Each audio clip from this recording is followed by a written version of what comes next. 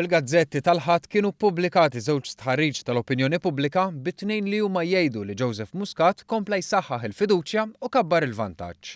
Dan għal mistoqsija dwar min hu l-iktar mexxej f'dat bejnu u bejn Simon Busuttil. F'The Malta Independent 48.1% qalu li jafdaw lil Joseph Muscat, filwaqt li 38.5% qalu li jafdaw lil Simon Busuttil.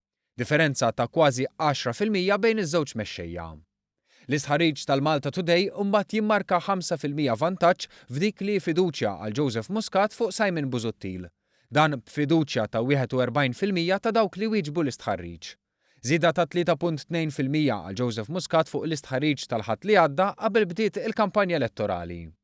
Joseph Muscat baqa' l-iktar fdat fost il-kategorija deskritta bħala switchers.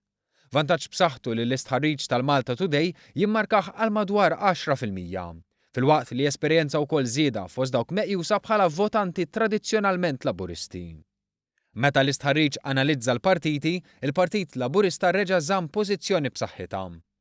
L-istħarriġ ta' The Malta Independent ta' vantaġġ ta' 7% lil Partit Laburista u dak tal-Malta Today 3.2% li jitla' għal kważi 5% meta ikunu analizzati dawk li ddikjaraw l-intenzjoni tal-vot tagħhom u għalhekk jitneħħew dawk li ma jafux jew inkella qalu li mhux se jivvotaw.